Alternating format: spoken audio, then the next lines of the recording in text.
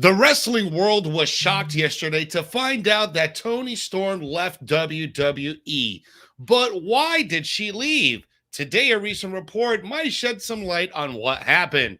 Plus, Drew McIntyre says he still has another decade in his career, and he opens up about his career future. And The Rock finally responds to Vin Diesel, his social media post back from November that caused a lot of eyebrows to raise. Dwyane The Rock Johnson finally breaks his silence on that. We're going to dive into these stories and more in today's top story. Here we go. Watch out, watch out, watch out, watch out!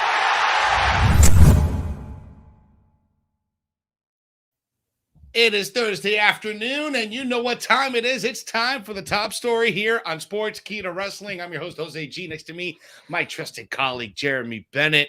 What's going on, broski? How are you? What's happening? We got a lot to talk about, man. Yesterday, we talked about more Toni Storm. We got more Toni Storm news today.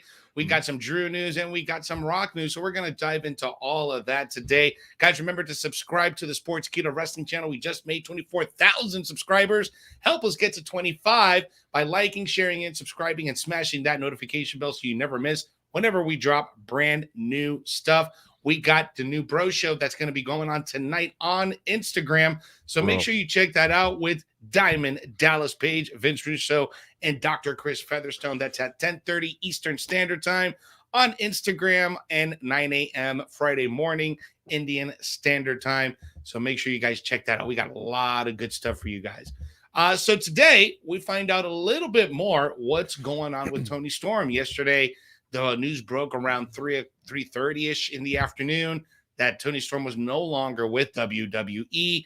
Everybody was saying, oh, she got released. And then we found out later on that she requested her release. But now we know a little bit more of why she requested her release. What's the situation here, Jeremy?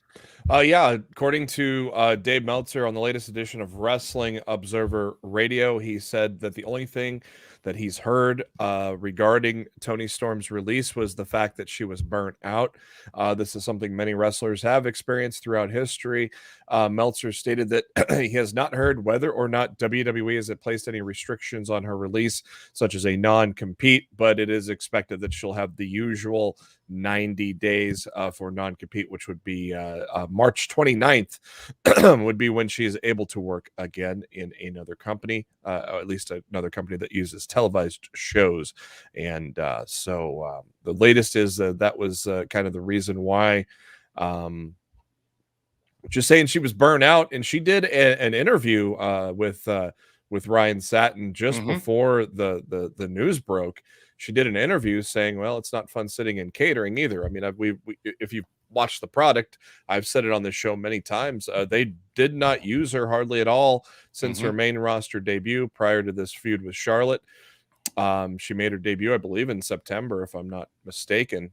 She made her the main roster debut around September, no, actually July, I'm sorry, around July, and was barely used until the end of the year. So, you know, and like I think I said it yesterday, maybe she saw the writing was on the wall after this feud that she was going to go back and do the same place and not be featured hardly at all. Yeah, I mean, you got to feel for her, right? Because, you know, even though she's young, she's only like 25 years old. She has a ton of experience in the ring, and she's very well known worldwide. So this came to a shock to a lot of people. But it goes back to that situation. You know, if you're sitting in catering, they have all these talent that they're not using. What are you going to do with her? It's not fun sitting back there. And it's just very unfortunate. There was also a report that I saw a little bit earlier today on Lucha Libre Online with some further details that Charlotte kind of helped her out to get out of her contract or to get released. Don't know how accurate that is. That Charlotte Flair had something to do with Toni Storm being able to leave. So I don't know, man. There's still a fluid situation. There's a lot of stuff I'd really like to get her take at some point and see what her side of the story is. Because it just seems like there's a lot more to this story than what, you know, we've been reporting, you know, just because it's so much different information. We really need to hear from the cat's mouth. Yeah, and you know, she is 26, but she's been wrestling since 2009. She made her debut at the age of 14. So she has been wrestling for roughly 12 years now, all around the world prior to coming into the Mae Young Classic. People here sounding off in the comments. She's going to AEW. Now, it should be noted, guys, that she still has a 90-day non-compete. Yeah. So if she does show up at AEW, probably won't be until March, or a little bit after that, maybe April, beginning of April. So we still have some time. She may end up coming back. We've seen this situation where Zelina Vega got released last year and then she came back. So, we just have to sit tight, wait and see. Because the situation is still pretty fluid with this here, man. Yeah, it's hard telling where she will go. AEW did just bolster their women's division again last night with the addition of Mercedes Martinez. So, which was a great match, by the way. I thought that was a fantastic match. And then we got Mercedes making her debut. I think that was great last night.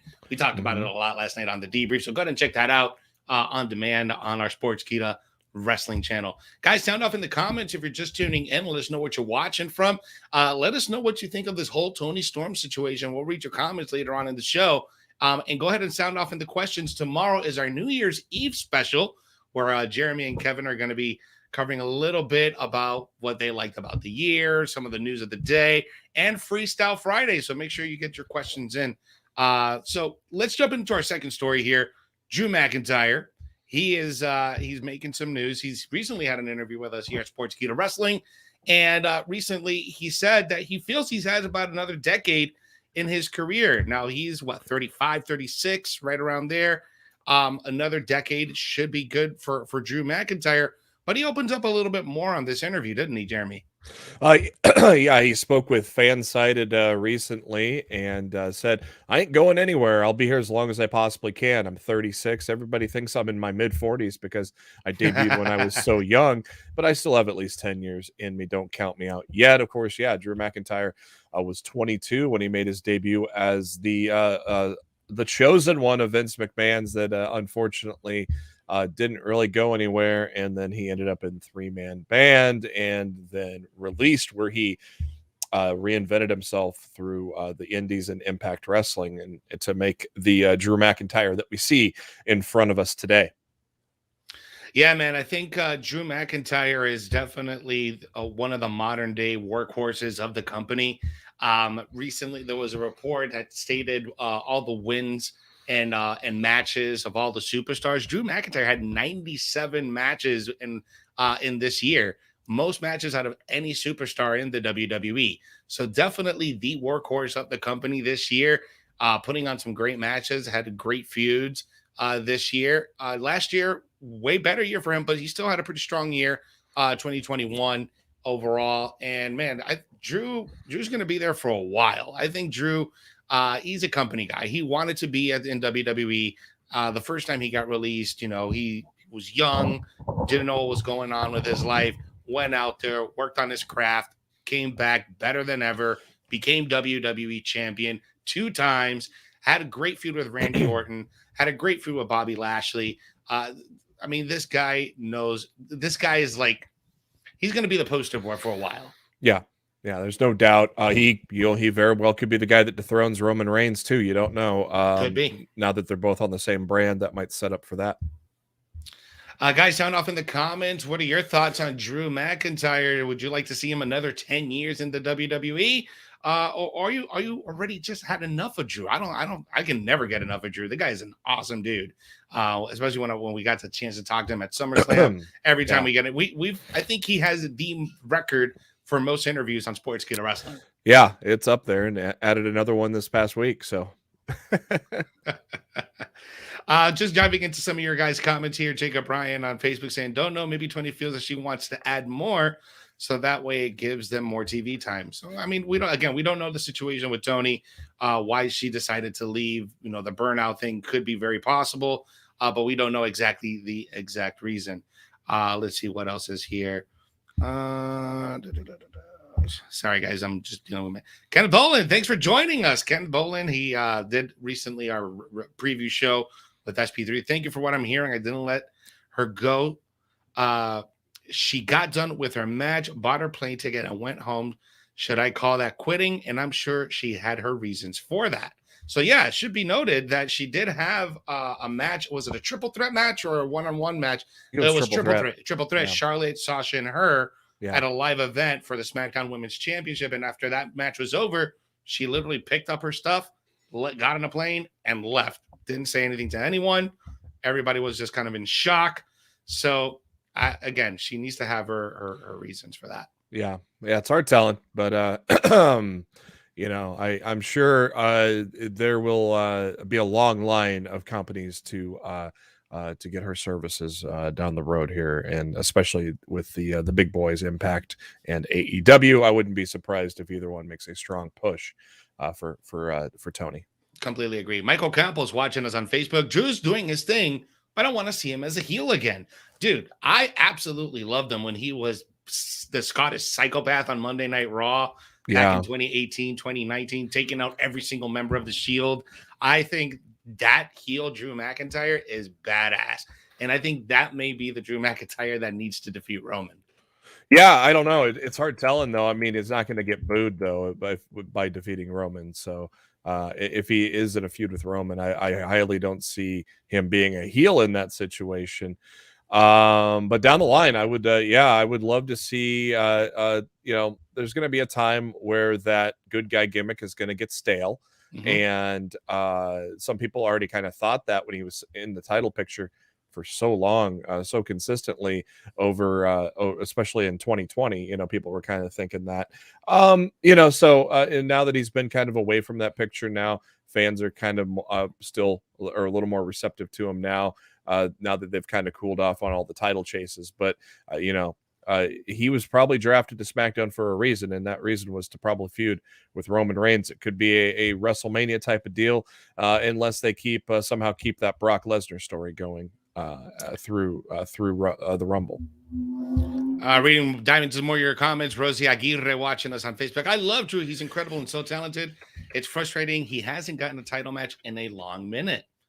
He hasn't had the title since WrestleMania earlier this year when you know, he had that last opportunity to get that title against Bobby Lashley. Before that, he had dropped it. But so yeah, it hasn't been a full year yet, but it's been a minute. It's been a minute. Yeah. So I don't think there's going to be any complaints if he gets into that feud here sometime next year. Our good friend Jay Feliciano watching us from Facebook, who knows a thing or two about the pro wrestling world, says Toni time in Impact, says the Juice. Well, yeah, exactly. Her man is in New Japan and possibly leaving New Japan and probably could come to Impact. He's, of course, made several appearances at Impact with David Finlay. Finn Juice had the Impact World Tag Champions too earlier this year. So I would not be surprised if Juice does leave New Japan and signs with Impact because of that relationship that's already been there. And so guys, that could bring Toni in too. So it could, and they do have a really great women's division. That knockouts division is pretty stacked. So I think she'd be a good fit there. Guys, if you're just tuning in, make sure you are sounding off in the comments on today's top stories. Today is Toni Storm. Why did she leave WWE? Apparently, Dave Meltzer says that she's burnt out. Do you believe that? Sound off in the comments. Let us know what you think. And while you're doing that, go ahead and give us a subscribe, a like, and a share on our YouTube channel. We're well on our way to 25,000 subscribers. Help us get there by liking, sharing, and subscribing. Let's move into our last story of the show here. The most electrifying man in sports entertainment, the great one, has finally responded to Vin Diesel. Now, if you guys remember, a few weeks, last month in November, I think it was like early or mid-November, Vin Diesel, who worked with The Rock on the Fast and the Furious franchise, put out a post on Instagram saying that it's time for Dwayne to come home. And that in his household, his kids and his children refer to Dwayne as Uncle Dwayne, just trying to pull all the hearts of Dwayne Johnson to try to get him back into the movie franchise for the last Fast and Furious movie. And today, the great one has responded to that post and saying, nah, I'm good. I mean, that's just the short version, right? But the fact of the matter is that he had an interview in CNN and he explained what was the situation here. And it was a really interesting take on what he said about Vin Diesel. Let's talk about this, Jeremy, because this was a little bit not to pun it, eyebrow raising. The Rock spoke with CNN's Chloe Melas and said he was very surprised by Vin's recent post this past June. Him and Vin had connected not over social media. He told him directly and privately that he would not be returning to the franchise. He said he was firm yet cordial with his words, and said that he would always be supportive of the cast and always root for the franchise to be successful. But there was no chance I would return. I privately spoke with my partners at Universal as well, all of whom were very supportive and understood the problem. Vin's recent public post was an example of his manipulation. Rock said that he didn't like that he brought up his children in the post, as well as Paul Walker's death. Leave them out of it. We spoken months ago about this and came to a clear understanding. My goal all along was to end my amazing journey with this incredible Fast and Furious franchise with gratitude and grace. It's unfortunate that the public dialogue has muddied the waters.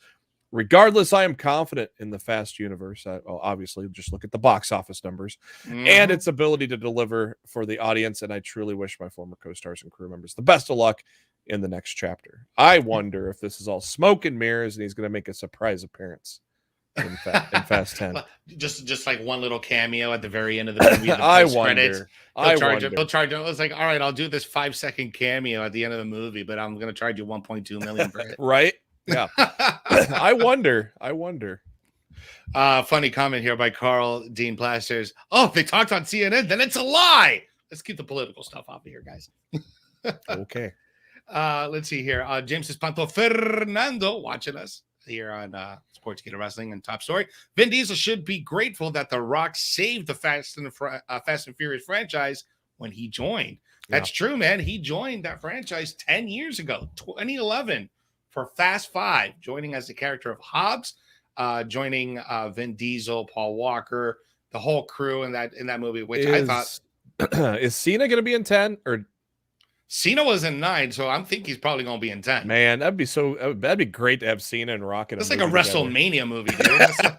Yeah, that's like a card you want to see: Vin Diesel versus John Cena versus The Rock. Maybe John Cena and The Rock can remake Over the Top. Let's do that. Yeah, man, I think this is interesting just because this has been so public, the beef between Vin Diesel and The Rock, and it's like, when Vin Diesel said, I've always been a fan of both, right? I've always kind of been an equal fan of both, but ever since Vin put that post up on IG, like it just left a really bad taste in my mouth. I'm like, oh, this is not good. Like he's been very adamant that he doesn't want to do this anymore. They have a difference of opinion on how to produce a movie where, Dwayne is more of a collaborative guy and Vin is more of like, you need to do this, you need to do that, you need to give me more of this. And Dwayne doesn't work like that. He's been public about saying that. He works a certain way and they just don't mesh. And it came out public and people are just getting, the tribalism. Team Vin, Team Rock. It happened. But a very interesting story. I thought we would end on that note just because a little bit of Hollywood, a little bit of wrestling in there. So so I thought that was a good story. Guys, go ahead and sound off in the comments. We'll answer some of your questions here before we head out. We'll do a quick mini freestyle Thursday and jump in on some of your questions and see what's on your mind. I'm going to go ahead and see what's in here while you guys get your questions in. Ken Bowling keeping command here. He's like, you decide you want political stuff. I'm here on standby. Uh-oh. We'll get a run-in from Kenny here. Yeah.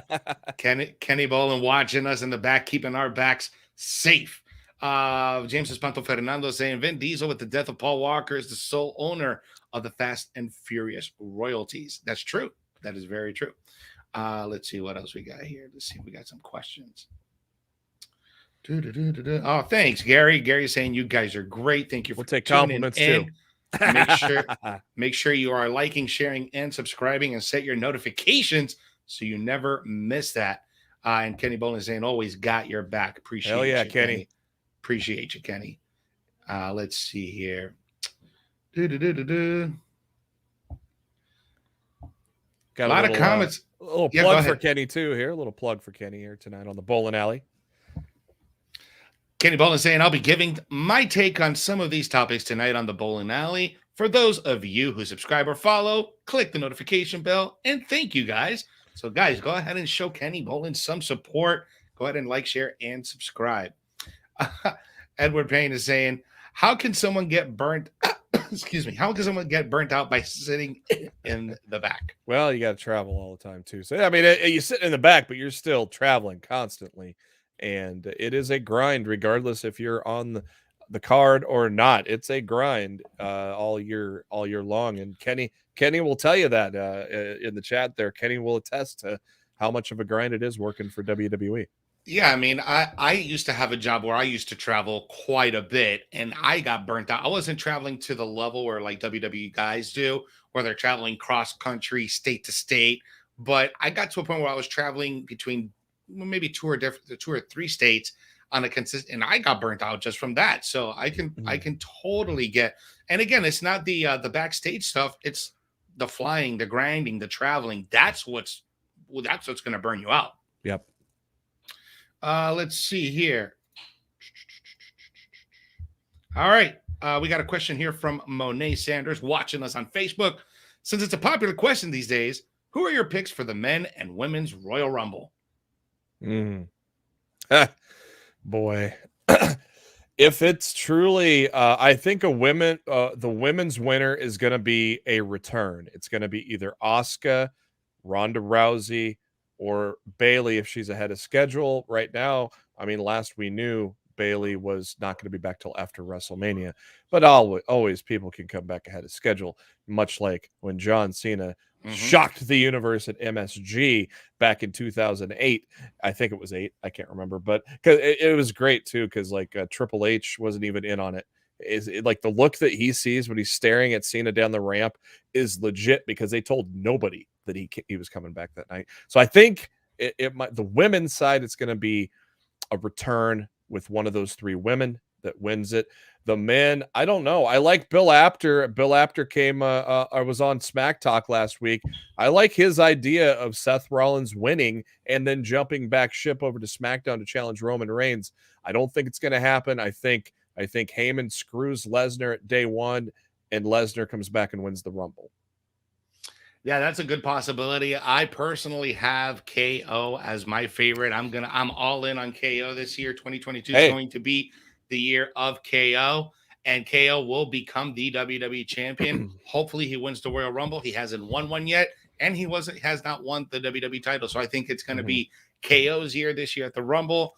For the women's, I gotta go with Bailey. If Bailey is healed up and she's ready to go and ahead of schedule, I think Bailey would be a very strong contender. If it's not Bailey, it might be Asuka. I think Asuka is probably time to come back.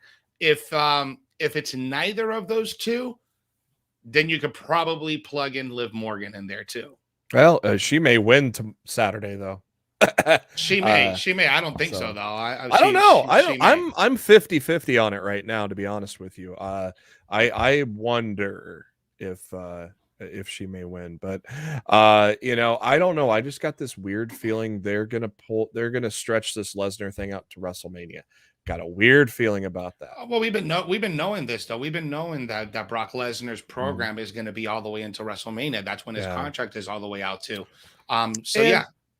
Maybe it doesn't have to be a Rumble. I don't really want him to. I want somebody new like KO. Trust me, I would love to see KO run the Rumble. Love to have someone new win the Rumble. I mean, and it's like Seth Rollins. He just won it 3 years ago. If we're going into 2022 already, he won it in 2019. It's going to be interesting to see, and that's why the Royal Rumble is my favorite pay-per-view of the year. Absolutely, it is definitely my favorite pay-per-view of the year. All surprises, great matches. You never know. It just sets the tone for the year. It sets the tone for the road to WrestleMania. So perfect start on that road. Absolutely. Guys, that is it for the show. We want to thank you so much for hanging out with us here for this last half hour. Appreciate you guys sounding off in the comments and asking your questions. We'll be back tomorrow on our New Year's Eve edition of the Top Story. Kevin Kellum and Jeremy will be covering that. I will be out. I'm going to be celebrating and hanging out with some family, so it's going to be a good time tomorrow. But we want to wish you guys, at least from my part, because you guys are going to see Jeremy tomorrow and Kevin, I want to wish you guys a happy 2022, a happy new year. May all your resolutions come true, and may all your goals, you get all your goals, and just make it a better year. And also, I said this last night on the debrief, be nice to each other. All right. 2021 was one of those years where everybody was a dick to each other. It didn't matter if it was in the real life or in the wrestling world. You had the AEW fans bashing on the WWE fans, the WWE fans bashing on the AEW fans. Myself, my resolution, let's just get along, guys. Let's get along with everyone. The whole point of this is to enjoy wrestling, all right? So stop bitching that WWE's booking is stupid, or stop saying AEW only has ex-WWE guys. You know what? It doesn't matter. At the end of the day, you know why? Because you're going to enjoy those matches. You're going to enjoy watching wrestling. So before, 6 years ago, we didn't have all this wrestling. And now that we do, you guys are bitching and complaining. Just enjoy it, right? Just enjoy it. Be nice to each other and have a great 2022. All right, guys. And Jose, you'll be with us Saturday night, though, right? Absolutely. I'll be on Saturday night for the day one pay-per-view review. So make sure you tune in and set your notification bell on to see first so you never miss whenever we go live or we drop brand new content. But yes, we will have our day one review immediately after the day one pay-per-view, Saturday night, January 1st, will it be Year's Day. Will it be a day one-ish review? It might be. I know I'm going to open up the show like this. Just gonna open up the show like we'll that. play the USO theme as we roll into the show. Hopefully we don't get a copyright strike for that, though. Oops. Oops. We'll do all right, guys. remix. So that is it for Jeremy Bennett. I'm Jose G. Make sure you follow us on all of our socials. Jose G Official at JB Huskers. Follow us at Sportskeeda Wrestling as well on Instagram, Twitter, and on Facebook. We love you. Thank you guys so much for hanging out. And remember, when you are watching wrestling, you have to do that one most important thing, which is what, Jeremy? Enjoy wrestling. Yeah. Yeah. Have a good night, guys. Watch out, watch out, watch out.